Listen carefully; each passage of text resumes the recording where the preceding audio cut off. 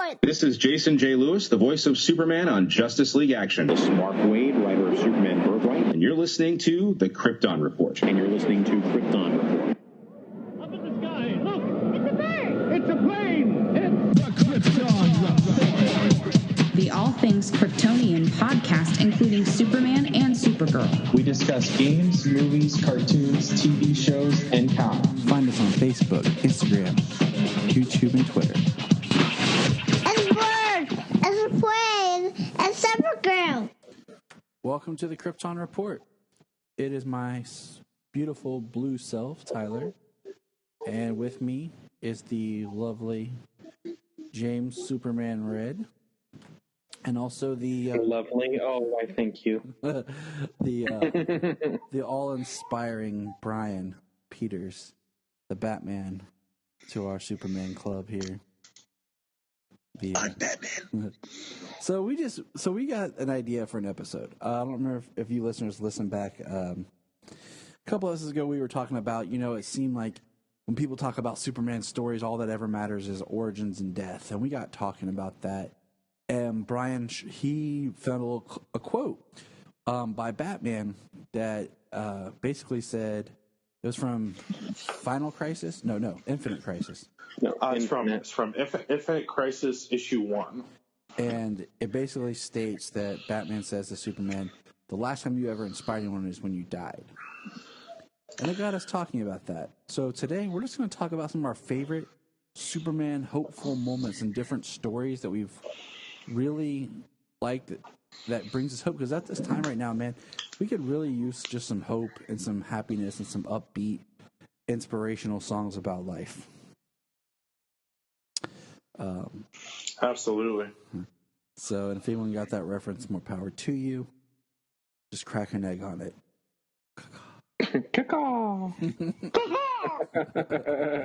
Which is my favorite part in that movie. But the Robin song.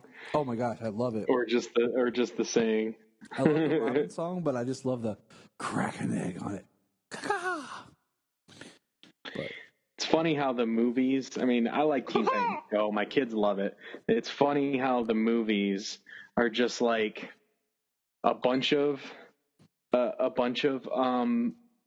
episodes like strung together, almost like a long story, but it seems like it's like a bunch of the episodes. They're almost like shorts, building up to the whole thing. But it's funny how the movies are. I think the movies are better than the show. It is.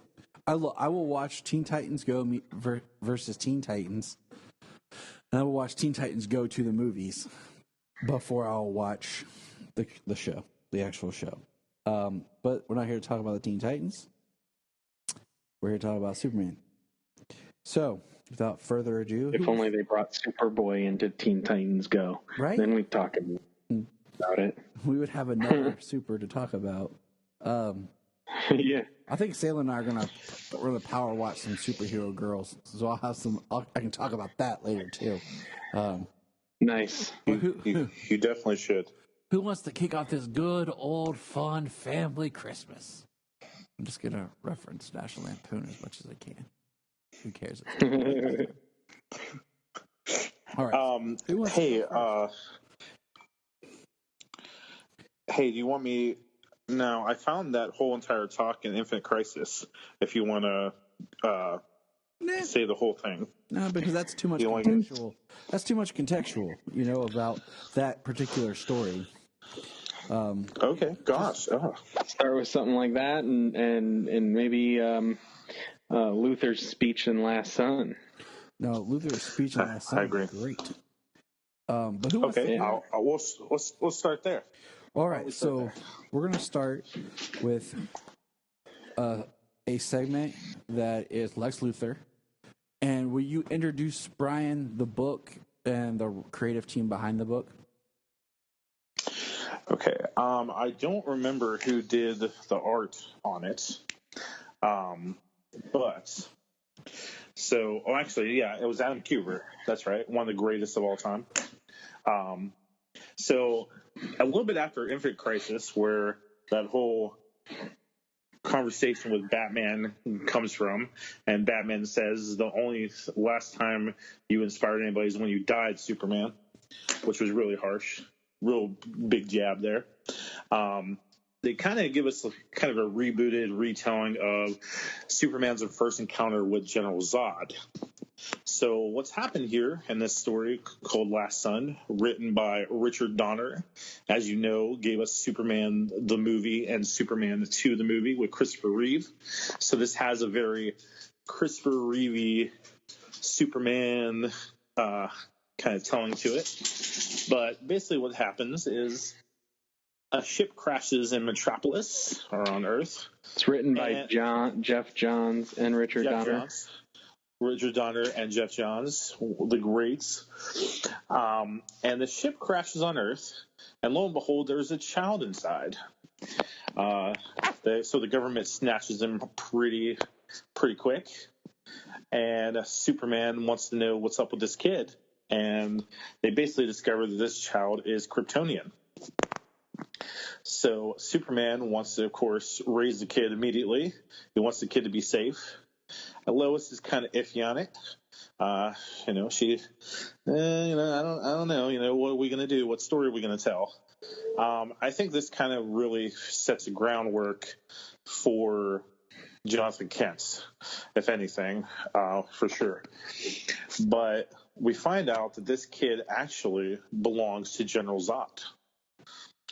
And this kid, his name is Lor Zod. Mm. Correct me if I'm wrong. Mm-hmm. Yep. So Zod and Ursa were in Fort Roz, which is trapped in the Phantom Zone. And in Fort Roz, time can actually go. Time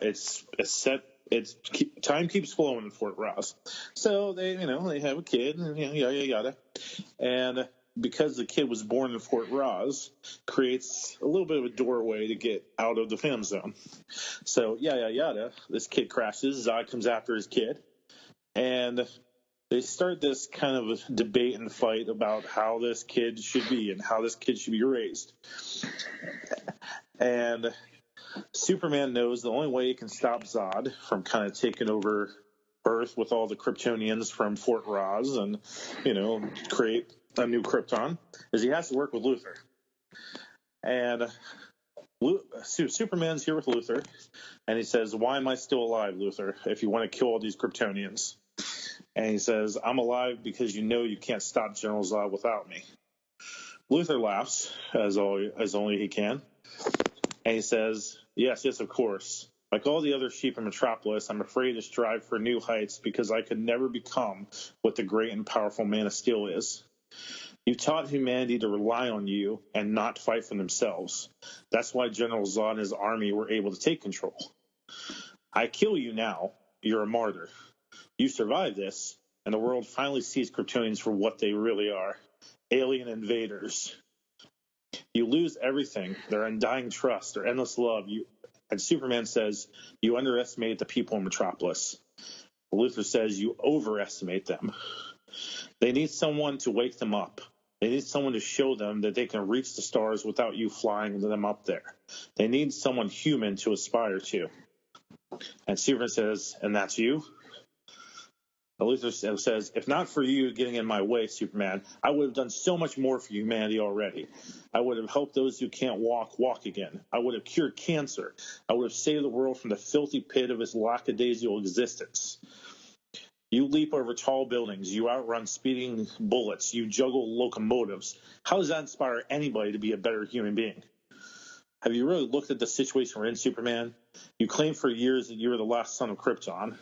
In truth, there are dozens of others your people simply chosen in prison and forget about. Now they're free from this pocket dimension, this Phantom Zone, and they're all criminals. And Superman says, but not the boy. The boy is innocent. And gosh, that's just I'm really thinking here. Superman is this godlike figure. Does he really inspire us? because I can never fly. I can never juggle locomotives. I can never stop a bullet. But I might be able, through science, to be able to do great scientific things. So this really begs a real question. Does Superman really inspire, or does he create this dependency on a godlike figure to kind of do things for us? Or is this things that Superman does even obtainable for man? Well, okay. So that's really the tipping point of the conversation. We can talk about one thing is Superman, and in different books, like today I reread Superman Unchained, and Sam Lane talks to him about, he says things like, you could go into and stop the dictator, overthrow the dictator, but then another one pops up. And part of that goes to the fact that Superman, the things that he does is things a lot of times we can't do for ourselves, or he's trying to show a better way to do things. And the biggest aspect is, not these, we're not going to talk about the side stories like Red Sun or Injustice where he becomes full-on evil Superman dictator. Yeah. But the idea is he has these powers. And part of the inspiration is his character. Because if he wanted to, he could force his will on people. If he wanted to, he could get away with whatever. Like, he could do crime. He could, everyone bow to him, worship him, but he doesn't. He chooses to live the life that he does and to act the way that he does as an example. I mean, I don't want to sit here and bash or get into deep theological discussions or religious discussions, but it's the same kind of aspiration that a lot of people with the Christ-like figure look at. It's something that's unobtainable, but yet you strive to be that. And it's kind of the same concept as someone his values. That's inspiration, that he's like, I don't tell a lie. And that's part of that whole truth story that's going on now in Bendis' writing is, the one thing that he's always had to lie about is that he is Clark Kent as well. And he wants to end that. So, the fact that he does the right thing. He always tries, to find the scenario where he doesn't have to kill. Even, like I said, I read Unchained, and if you've ever read that story, it's a very interesting situation that he's put in, and he even then is trying to find a way not to kill. It's his values and his moral compass that really is the aspirational part, and the fact that he allows humanity to make their own mistakes. And in Luthor's speech here, where Luthor talks about, I could have done this, I could have done that, which echoes also kind of in All-Star Superman. Or am I thinking about All-Star Superman? I'm trying to remember. But basically, he's like, then why didn't you? Yep. He's like, Luthor, you could have done all of this, but why didn't you? Because, I think one of the best examples for me is, it's in Superman Doomsday, the animated movie, is where Lex figures out how to cure cancer and then tells Mercy, how can we slow it down to make it a lifelong treatment?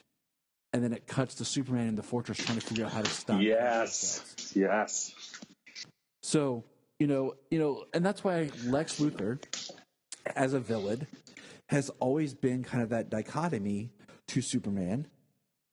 Of Superman has these powers and he's super, but it's his moral compass and the person he is, versus someone who is a human who has reached perfection and has become more, but yet he reflects the greed, the selfishness, the self-interest. And we'll get into this more as we go. Well, so you go through Luthor's speech there, and all the stuff he could do for the world that he doesn't do, for one, he doesn't put Exactly. he doesn't put his knowledge and his acumen to the betterment of humankind. So the fact that, focusing on, yes, I would love to be able to fly. Yes, I would love to, have super strength and be invulnerable and stop people from doing things that they do to hurt other people. But Superman inspires people to be more than what they are, to be better, to be good, and to treat people as equals. Even if you can't achieve something, he's an alien. You know what I mean? Mm-hmm. His abilities are not attainable by people in this world, in the comic book world, and obviously in our world. You can't attain that, but his morals, his ethics, treating people and helping people, if everybody did something to help another person. Now, it doesn't have to be anything that's going to put you out. It's not going to be helping somebody in a way that is going to be of a detriment to you. Mm-hmm. That you have to sacrifice something of your own, your health, maybe a little bit of time, some people will, but not everybody has to give their last dollar, you know what I mean, to help somebody out. But if everybody did something to help somebody else, just enough to pass on a little bit of goodwill to the next person. And if everybody did that, even just once, not even once a day, but once in a while, you know what I mean? Because not everybody always has the opportunity to help somebody every single day. But if everybody helps somebody once in a while, to step out of their own lives a little bit and thought about what somebody else needed or what they could do to help somebody, the world would be in a lot better place. Unfortunately, too many people in the world think more like Lex Luthor. What do I get out of it, and what is somebody's use for? What is somebody else's use to me? Mm-hmm. You know what I mean? So, Superman inspires people just to help one another and be a good person. You can help somebody by just listening. Some people have a lot that they keep inside. And you could listen to a random stranger vent and unload a little bit, and that person might walk away feeling so much better about themselves that day or for a little while.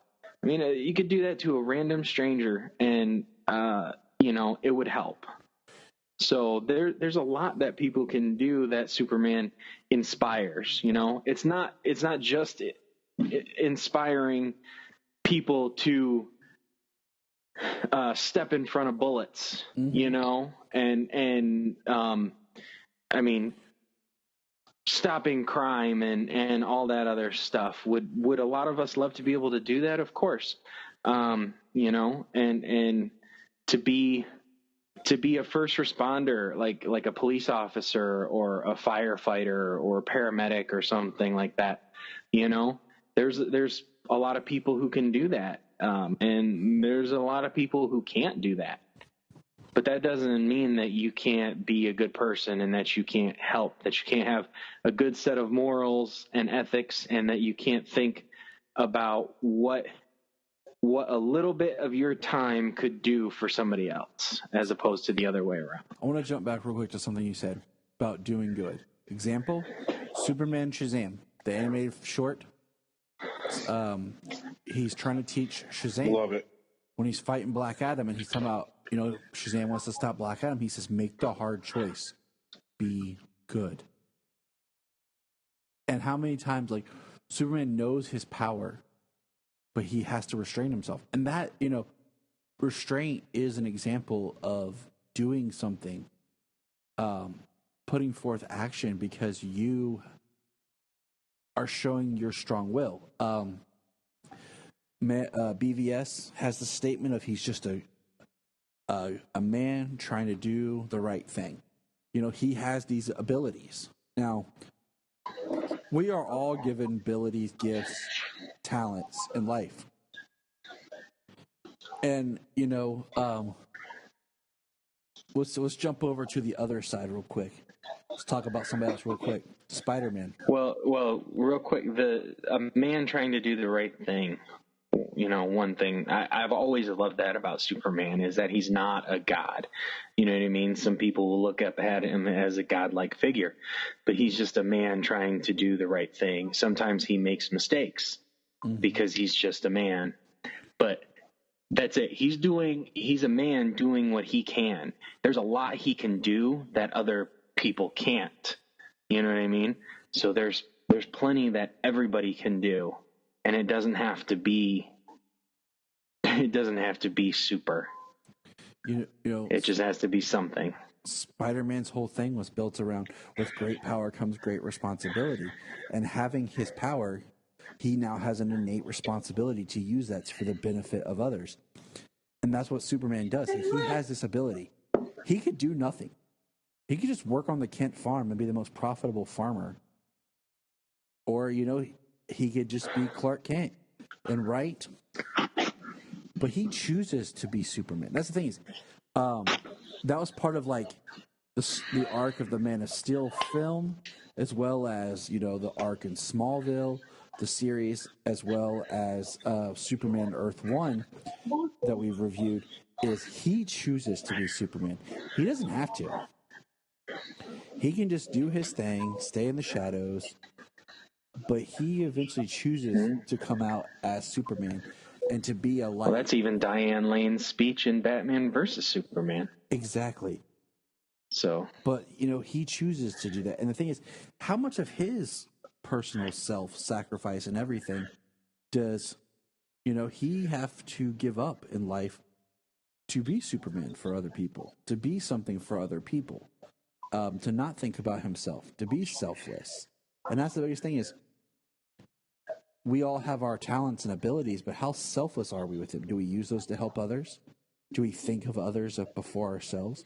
Because these are all factors that play into his character and why he's a hope and why he's an inspiration. Why I think inspiration is probably better than saying hope at times because I think with an inspirational actor, an inspirational thing, it gives hope. I'm going to jump real quick, and then I'm going to pass it back to Bryan here.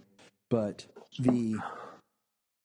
I couldn't find all the issues, but the Truth run that they did a few years back in Action and in Superman where he was being depowered. One of the best issues before they screwed up the story arc was Superman, as he was losing his powers, stood up to the police because they were going to they were evacuating and taking people's homes. And it was illegal search and seizure. And he did not have his full power. He did not have his strength.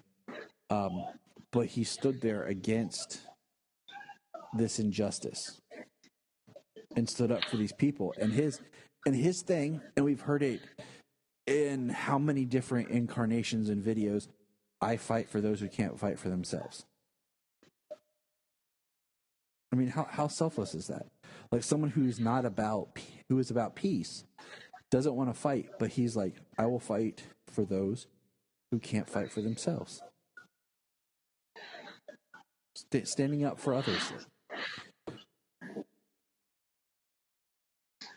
All right, so I'm gonna pass it back over to Brian and see what you got from some of the stuff that you've been reading. Just kind of.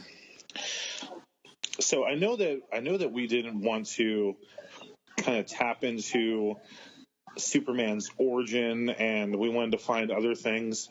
But as I was kind of looking through Superman's stories and, reading Earth 1 again, and even looking at Last Sun, what hit me a lot about Last Sun is that Christopher Kent, as Clark and Lois call him, this kid grew up in Fort Ross, and he was tortured, he was beaten by Zod.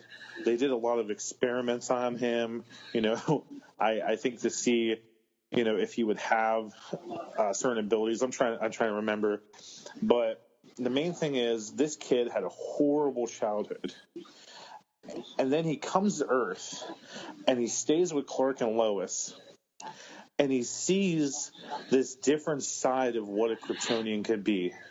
He sees this side of what an Earthling could be. He sees a different future of what he could be. And that's an inspiration in itself.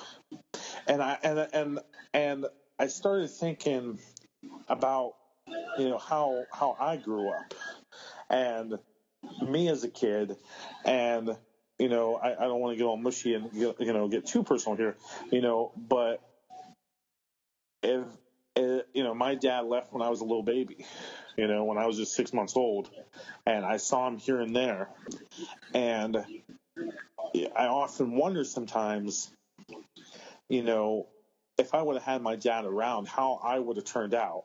Not to say my dad is like General Zod, but my dad was a little bit evil like Zod, very selfish, horrible guy.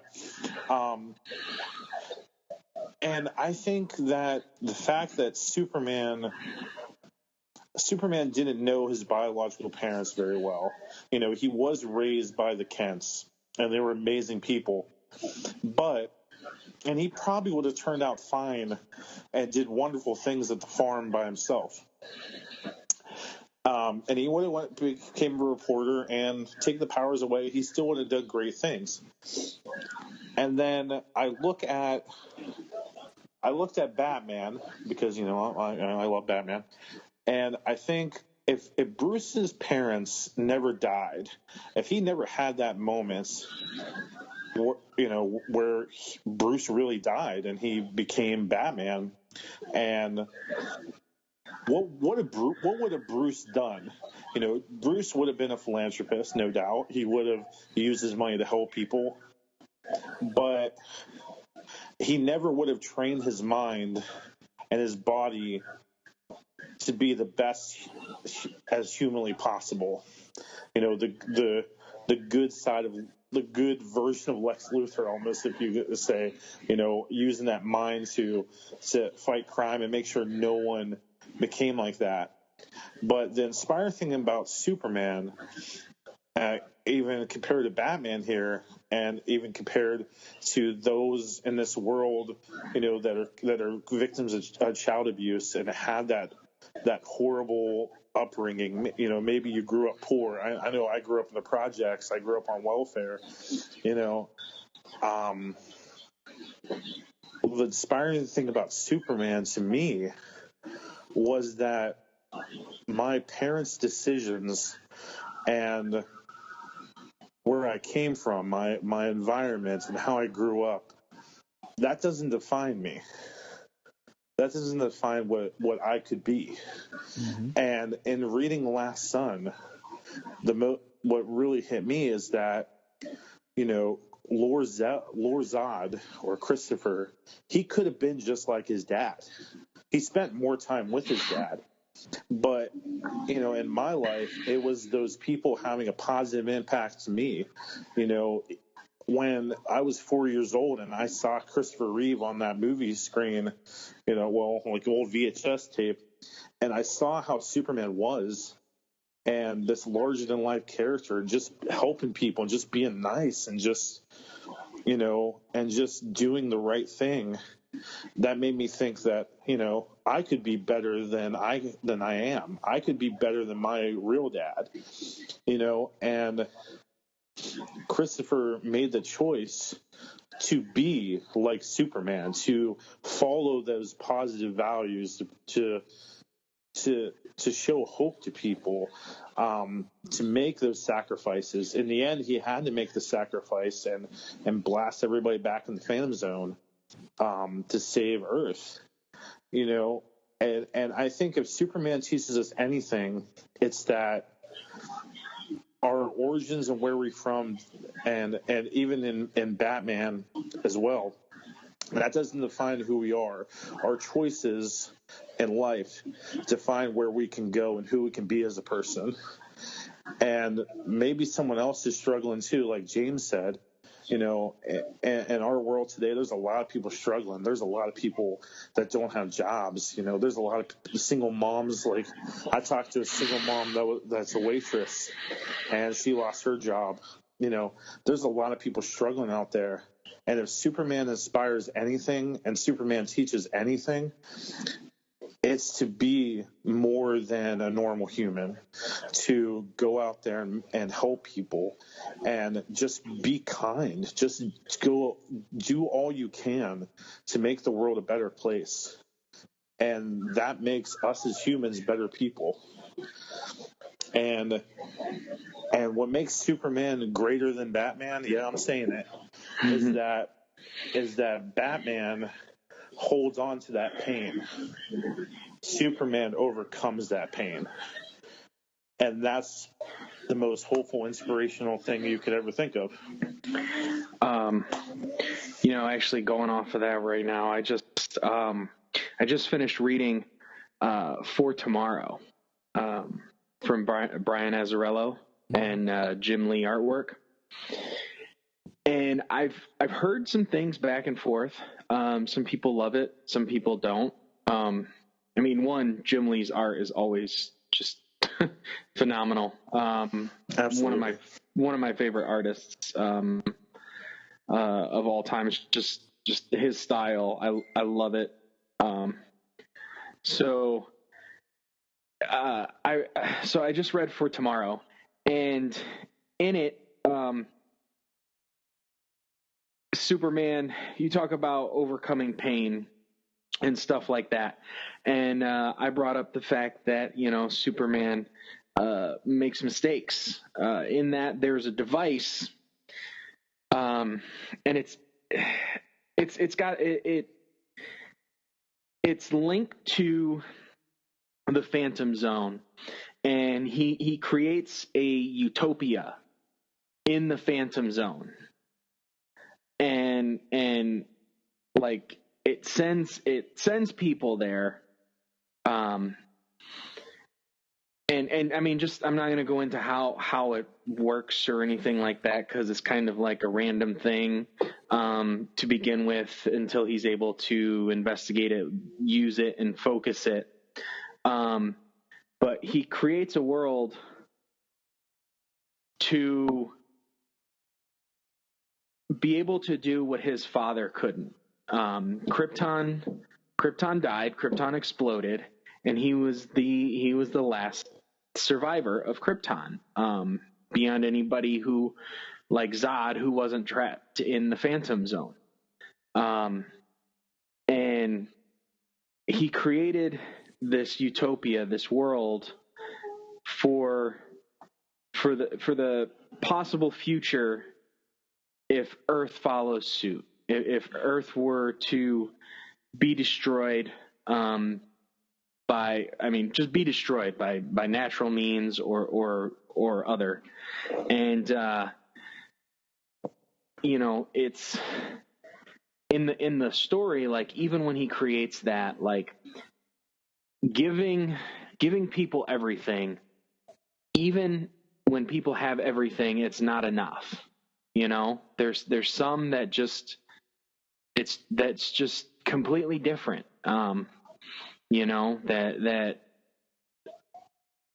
I don't know why, that some people just need more, or some people can't be good, or that just even everything isn't enough, you know.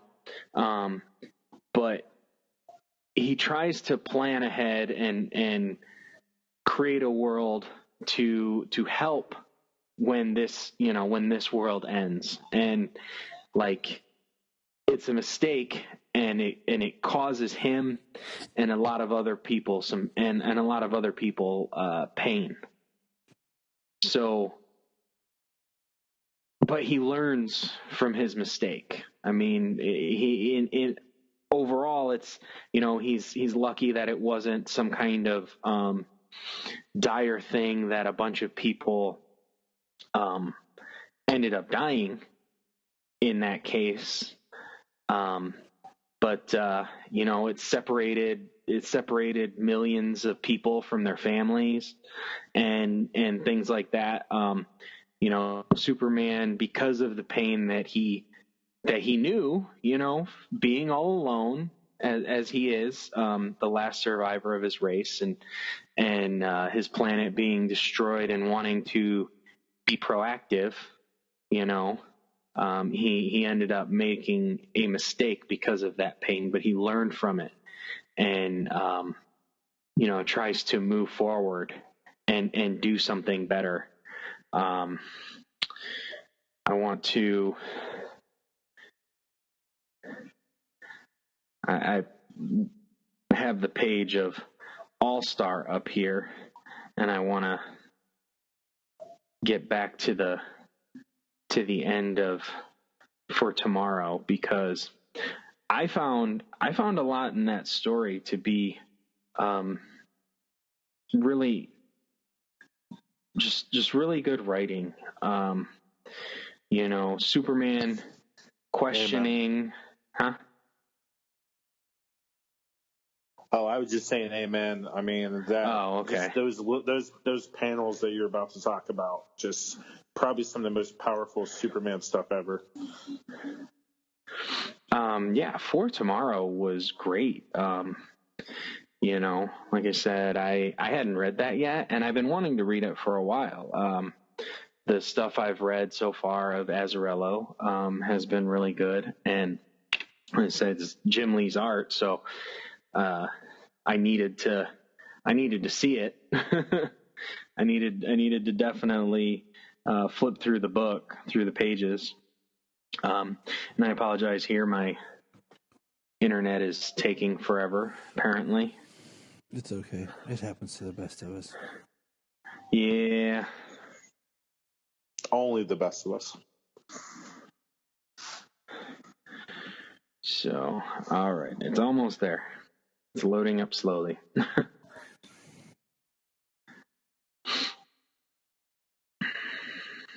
Like everything you're saying, it drives home, like, back to what he said. He is a man doing the best that he can and is trying to do things better. And that's something that, we all experience is, we try to do something, we make an error, we continue. And I think people, like you said, they put this God level on him.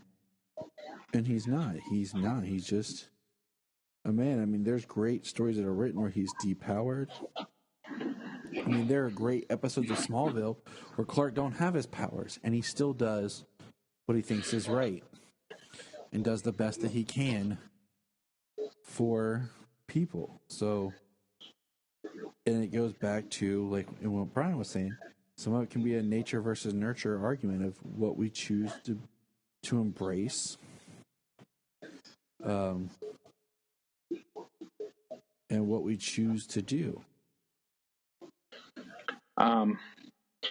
So I finally got it up here. So here in the end of the Phantom Zone, like, Zod is in the Phantom Zone, and like there was nothing. It was the empty, timeless existence that the Phantom Zone is more commonly known to be. And Superman and Zod basically are equally tied to the existence of this world that he created. And during their fight, the world is shattering around them. And I mean, I'm going to have a little bit to read here, but the world is destroyed. It's literally like the world is blowing up again around him. And what does it mean when a man whose life is built on faith sacrifices it by saving his own life? And what does it mean when a man is willing to sacrifice his own life for what he believes in? And Superman is trying to save Zod, a guy who only wanted to kill him and make him suffer and destroy the world he had created. And it says, I don't know. All over Earth, the vanished appeared. It's unsettling, and not just for them, but an understanding is instantly shared. An empathy I see in their eyes. It's as if I could read minds. I can help. I want to help. And they do. They help everyone. But me. All I want at this moment is to hold my wife and never let her go. But they would never allow that to happen. So I go. Knowing you will forget the vanishing. It will take time, but it will come to pass. The living of life will see to it in the wake of threats and catastrophes yet to happen. The living of life has a way of making the important a memory. And while I construct a new fortress of solitude built surrounded by life instead of ice, I think about my life, about my loves, about my home, about my fight, and about you. I will always be there to save you because I am Superman. Believe that until the end. The end. I wonder when it comes, who will save me? Like, the book ends on a question like that. Was this like a 10-issue arc? I think it was. And Okay, I need to read this. it ends with that question. Who will save me? Like, it's not even that, he's not even talking about like the end of the world, the end of everything. I mean, just his life, his faith, what people sacrifice to help others and to save others. Like, I think that's powerful, for just to think about helping, and being there for others, being there for the people you love, being there for people you don't know. And exactly. I mean, that's what we're getting at, and I know we weren't touching on like origin and like death stories, but I just wanted to point out that's part of why like the battle between Superman and Doomsday is so powerful of a story beat, is because like with Zod, Superman tries to save everyone first. He doesn't want to kill. He doesn't want to go in there and just destroy someone. He always is holding back something. But with Doomsday, it was like, this is a beast that's going to kill everything that I have to protect, and he chose to fight till it was done. Even if that meant killing himself, because he was willing to sacrifice to protect. Now I'm going to change it up here with a story that I defend, because I feel like there is stuff in here that I really like, and there are some Superman fans who do not like it. But I have Superman Grounded, Volume 1. And I recommend Volume 1. I haven't reread Volume 2. I don't own Volume 2. But I remember when I read Volume 2, I really didn't like it. And I found out that's because J. Michael Straczynski left the book at that time.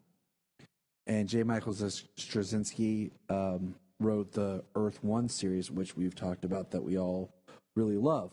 So, in Superman Grounded, the base story of Volume 1 is, after New Krypton, Superman just feels detached from people. And after an event, He's just walking across the U.S. Okay? And I'm going to read, there's two different things there's like three things I'm going to pull from this book. And I'm not going to like basically ruin the book for anyone. But the first one is, if you're looking in the graphic novel, well, it's, I think, made up of 4 issues. It's in issue 1. There's no page markers, but it's the police looking up, and Superman shows up, and he says, "Is there a jumper?" And they say, "Yes, what happened? We can't figure out what's going on." Cop says to Superman, "Don't suppose you'd like to go up there and just grab her, would you?" He said no, because one of Superman's rules was he was going to walk. He wasn't going to fly above everyone. He wanted to be part of it. And he flies up, and he says, "Hello," and the girl's name is Felicity. And he says, "I thought we might be able to talk a bit and understand what it's been going through." She begins yelling, "Don't you dare touch me. I know that you're just going to take me and take me down." She says, "Somebody said when you give your word, you never break it. Is that true?" He says, "Yes." "Then I want your word to promise you won't take me down by force, and that if I jump, I choose to jump because it's my choice and you won't stop me." And it's the next panel is his face frozen, and he says, "I give you my word. I won't stop you. I won't take you back down against your will." So the next panel is the cops kind of looking puzzled, and it's her basically venting and talking to Superman. And she says, she points out stuff that it's not fair in life. And I'm not going to say everything because I really think you should read it. But she says first, "It's not fair. None of it is fair. And don't you dare tell me it is." He says, "I won't, because you're right. It's not fair. John Lennon is dead. And Gaddafi is still alive. JFK is dead and Castro is alive. Gandhi is dead, but Manson keeps hanging in there. It's not fair, but it's not unfair either.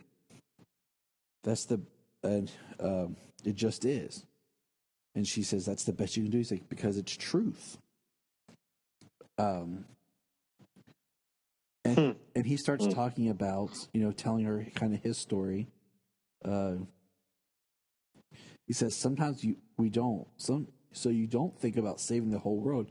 You just think about saving one person." And he talks about having to try. And she says, "I just want to rest for a bit." He says, "Okay. When you rest, I'll be here ready." Now, to give you a visual of this, is she's on the ledge of a building and he's just flying and floating above her. And the next page is 1, 2, 3, 4, 5, 6 panels. And each panel is the exact same thing, but the sun's getting darker. And time is passing. And the police turn on a spotlight. And she says, "Can you have them turn it off? It hurts my eyes." And then the next panel is he uses his heat vision to turn off the light. And then she starts talking and says, "There's a lot of people down there." She says, "Yes, I've seen people splatted on the sidewalk before. Are you sure you want to do that to them?" And she states, "I don't know. I don't feel like I know anything." And he says, "Can I make a suggestion?" And it's really powerful. And I'm a little teary-eyed, I admit, reading it, just because I feel like there's so many people that are dealing with, and I don't know if I've ever told you guys this or talked about this on the podcast. I used to work with troubled teenagers. I worked in a locked facility and I worked on the teenage girls wing. And I dealt a lot with girls who were attempted suicide, who were cutters, who had come from broken homes, who had been abused and everything like this. And it took a big toll on me. I was young. I was still in college, and I was working on my counseling degree and everything. And it took a big toll on me. So stuff like this really puts me back in the mindset of sitting with those girls and talking. And so I'm going to try to read this without getting kind of choked up about it, okay? So Superman says, "A friend of mine many years ago took her life. She was terminally ill, and every day was agony. She decided one day she knew without a question that she would never have another happy day. And she, well, I guess she couldn't say I guess you could say she checked out early. I understood. I didn't approve. Still don't, but I understood. And he turns to her and he says, if you can honestly believe in your heart of hearts that you will never, ever have another happy day, then step out in the air and I'll keep my promise. And I won't stop you. And he says, but if you think there's a chance, no matter how small, that another happy day will be out there, then take my hand. And she takes her hand, and the last page is it's a full spread. And she's just crying. And he says, you're safe. And then the next page is he brought her down. And the officer says, would you have really let her fall? And Superman just looks at him and says, good night, officer, and walks away. And I love it. I think it is just one of the things that just shows, you got me crying. Okay. He has all the power that he could have forced his will on her. He could have done whatever he wanted to, but then she would have just done it again, or worse. But he just talked to her, and I think that's the superpower that so many of us have, is just the ability to listen and talk to people. Years ago, I wrote a blog, and it actually helped me get my job that I worked for a while as a newspaper reporter, until I left because the small town paper, had a lot of problems, and they just weren't trying to pay us, but that's a whole nother story. But basically, I wrote about why I like wearing my Superman shirt. And after a while, why I got to the point where I wouldn't wear clothes or anything that represented anything that didn't have a connection to my beliefs. And I put down, I wear, because the Superman symbol is so recognized and has such a unique purpose about a value system and what Superman and who Superman is, compared to if someone wore a shirt with a religious symbol, because it seems like religion causes more division and fighting. But you can have two people from two different religions who can both idolize Superman. And how that character has such a strong grasp in culture that it's a symbol and a set of code and of morals and what is pure goodness that all people can be behind. And I want people to see that, not just because I have this shirt on or because I have Superman tattooed on my chest, doesn't mean that I am Superman. It just means that I stand behind a set of beliefs that we can all share and we can all be a part of. And, all that to say is just, what does that say about a character that all people can share in? What is it? The two most recognized characters on the planet, Superman and Mickey Mouse? Probably Batman. But what does that say about a character that was created about the shared common just energy of this character, of what it brings out in people who want to inspire and aspire to do the right thing? I don't know. I'll pass it back to you guys. I got another story here in my book, but I'll throw it back out there for you guys to do one. You got something on your mind there, Brian? Yeah.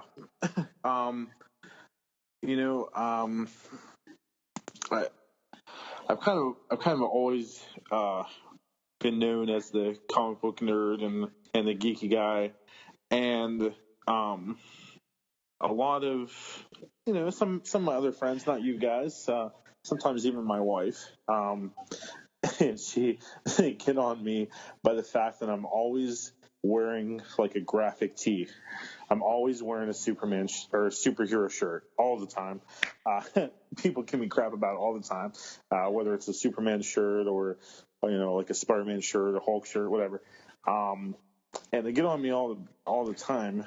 But Tyler, I because you share what you shared, I think I'll share a little personal story here. I don't know if I ever told you the guys this story. I don't even know if I told my wife it. I don't know. But anywho, I'm gonna try not to cry about this one.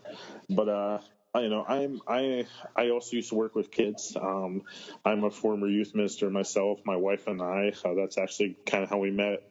And when I was about 17 years old, I was a camp counselor in Pennsylvania, and where I grew up. And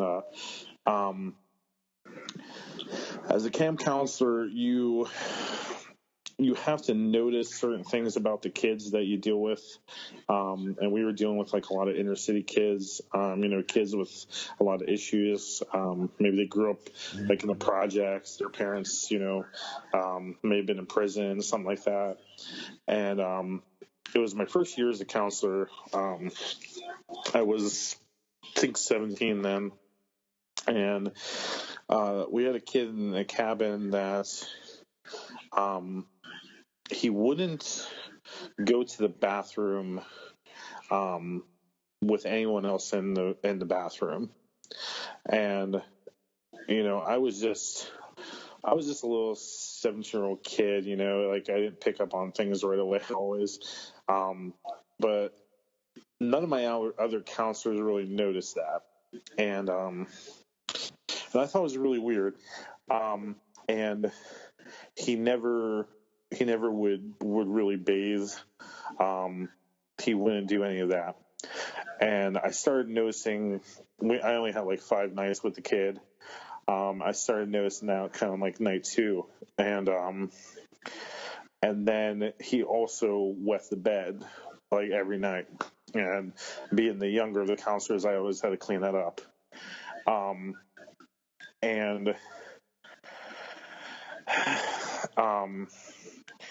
So sorry, this is kind of hard. I'll take your time, man. But basically, I pulled the kid aside, and I said, is everything kind of going okay? I'm just a little worried about you, buddy. And why are you worried? I was like, well, is something scaring you? Is something scaring you at night? If something's scaring you, I can move your bed kind of closer to the counselor's room, if you need anything. And he said nothing was scaring him, but he said he wanted to move his bed actually farthest away from the counselor room. And he kind of didn't want anybody to be near him. I was like, okay. So I did that for him.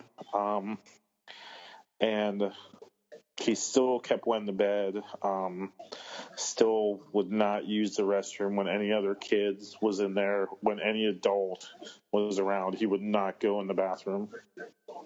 And I told my senior, my boss, I said, I think something's going on with this kid, and I don't really know what's going on. And my superior, my boss, said, it seems like the kid is showing signs of child abuse. And if we can find out what's going on, then, we got to report it. We got to say what's going on at the home. And wow, that was a lot. I felt a lot of pressure on me, So Of course. I threw on the Superman shirt, and because I needed to feel strong. And later that night, I set the kid down, and it was just him and I in the whole cabin. The kids were, the other boys were across the lake camping out, and they went ahead. And so I sat there with him, and my boss was in the other room, just for safety's sake. And I sat him down and I said, hey, what's really going on with you? And he basically said that he was abused by his father's boyfriend. Or no, not his father's boyfriend, his mom's boyfriend.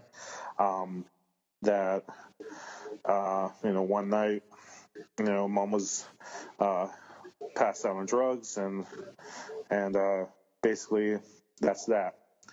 And So I had to report it, and the kid left early because of child services, and never saw the kid, never knew what happened after that. But before the kid left, and he left camp, he came to me and he said thanks for, he said, I appreciate you being so nice to me while I was here. I was really embarrassed, and the kid was probably about maybe 9 or something. He's like, I was really embarrassed, but he never made me feel bad. And he gave me some hope that there's some good adults out there. And my boss, from that moment on, every year I worked at camp, he always called me Superman. And I kind of got that nickname at camp, and but I never really needed to have any recognition or anything like that. I never needed that. But sometimes just a Superman shirt or just the symbol of Superman, it throws that extra layer of protection. I don't know what I'm saying, but like it shows that international symbol, kind of like what you're saying, of that's something we can understand, that things are going to be okay. And if there's anything that Superman, teaches us, is just save somebody, and I hope that kid's doing okay, and I hope that the girls that you dealt with are doing okay, and I'm sure they are. But like, life just throws stuff at us so much, and if we can be that light to people, if we can be that hero to people, then we need to do it. I'm gonna take. That's over. That's all I have to say about that. I'm gonna take over and do my story, because my story definitely ties into exactly what you're talking about. And it is another chapter. It's from the 4th book of the first volume of Grounded. And it starts with a boy who is painting a giant Superman sign that he's going to hang on his house, because he heard that Superman in his walk will be walking through his town. And the kids are asking, what are you doing? And he says, Superman can do anything. He can make my mom love me again, and he'll make my dad stop. And his dad shows up behind him. His dad tears up the thing and tells him to get in the house. The next thing we see, the kid has a bruised eye, and the kid is talking, and he says, why does Dad hate me? And the mom's trying to talk to the children, saying, oh, he doesn't, to the son. And the kid's saying, it's going to be okay. Superman's coming. He'll fix it. He'll fix it for both of us. And the kid puts his sign up, and he comes back inside. He's wearing his Superman t-shirt. And it looks like it's the next day, but it doesn't really say that. But if you just look at the context clues, it kind of feels like it. But we're not sure. And the dad's fighting with the mom, and the kid stands up and gets in front and says, leave her alone. Dad takes the kid to the basement, beats on him, throws him in. And oh, man. Superman's walking by, and he hears it. And the artwork is great. But the kid says, Superman. And then the next page is him in the basement with a child. And this is one of those stories where, so the dad comes in, okay, and he doesn't realize who it is. And it says, Superman says, I could have torn him apart. And Lois is actually there. And she says, I know. He says he beat them. And she's like, I know, for no reason. And you see the anger in his face. And this is one of those things where he had to show restraint. Because Superman literally could have just murdered this guy. And he gives the kid a number and says, call this number every day and leave me a voicemail. And if I don't hear from you, I'll be back. Basically. And it just gets me because of like everything you said and we said is like, there are a lot of hurting kids in this world. That really got to me either. There's a lot of hurting kids in this world, and I wish, we had more power, but it also just comes up for each one of us to just stand up. If we know something, we see something, we say something. And that's an inspiration right there, And this book does have some stuff of Superman doing Superman things, but at the same time, there's a lot of small personal stories in it. And that's why those two especially is why I appreciate this book. But I'm going to throw it back over to James to take over because Brian and I have been talking for a while. James, if you're still with us, or if you're, hurled up and crying in the corner like us. Right. No, I'm here.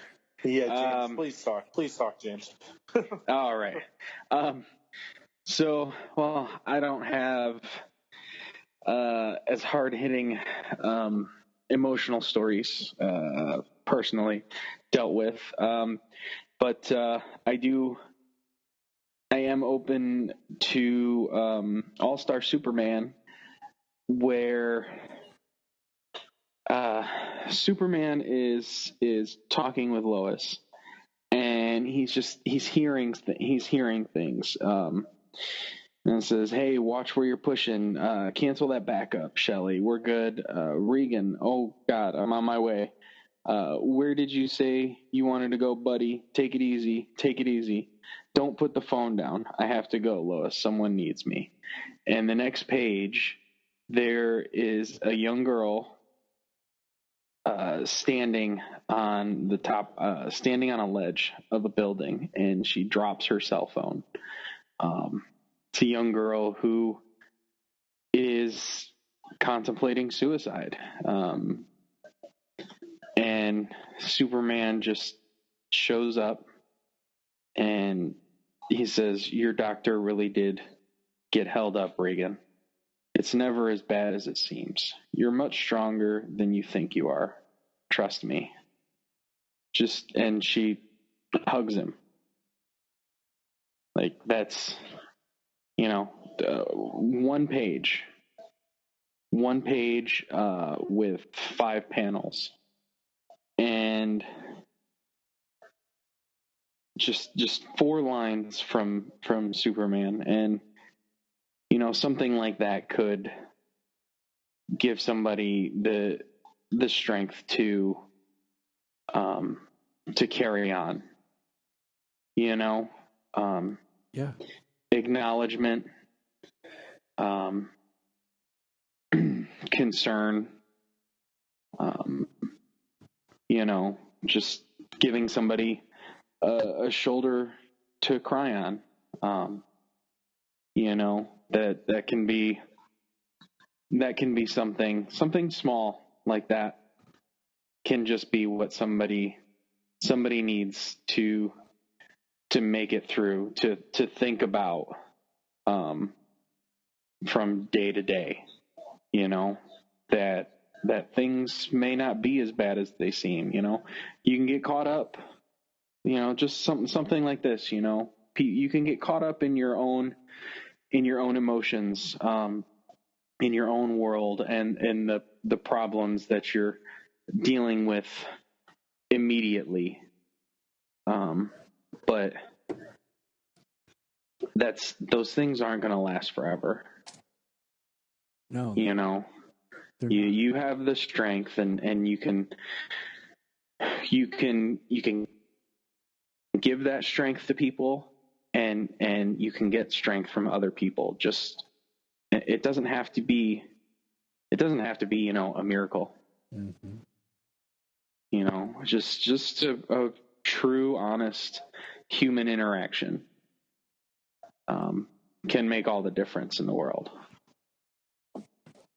And I think, and I say this, just, watch. If you're not much of a reader, just watch, a Superman show, or you will see these themes. You will see the actual character come out and why there's the inspirational mark. Why, there's the thing about Superman representing hope is because there is a hope for a better. Like, they call him the man of tomorrow. And it's not because he's an alien with his powers. It's, his character. Right now, if anyone ever really paid attention, I always change the Facebook page's background on our Krypton Report Facebook page. I'd change it every day, put something new for fun. But I left the one that I have now for a while because we are dealing with a dark time. And it is the quote from the recent Crisis on Infinite Earths episode with Brandon Routh playing Superman, when Lois asks why he blacked it out. And he says, "Hope is the light that lifts us out of darkness." And, in these trying times, what more than we need a world of hope? This is going to sound funny, but one of my favorite songs, actually, when I was a kid, I had the Power Rangers soundtrack from the TV series. And Ron Wasserman was the musician who wrote and recorded all these songs. And I actually have he redid them. I have that album now. He did that a couple of years ago. But the song "We Need a Hero," and if anyone ever watched Power Rangers, they would morph, and then there'd be these songs that would play in the background as they're fighting the putties or whatever. But if you ever get a chance to look at the words to that song, the chorus says, "If we keep dreaming in a world where good is all that we can find, we need a hero." And that's the thing, is we might not have superheroes or whatever, but we all can be a hero for our morality, the choices we make, the how we treat other people, and just being an example. James, you're a hero to your children by the example that you set for them. Bryan, you were a hero to that kid by the compassion and the example you set as a counselor. And we have a responsibility to be the best versions of us so that we can make impressions on other people. Was there any other story points that we had? I feel like we've gotten really emotionally heavy, and is there other examples that we had picked out? Even though it got emotionally heavy, it's about the positive and bringing light to somebody else's life, and helping them and giving them something else to think about, and something else to use and move on in their lives in a positive manner. Bryan, any final quotes, thoughts?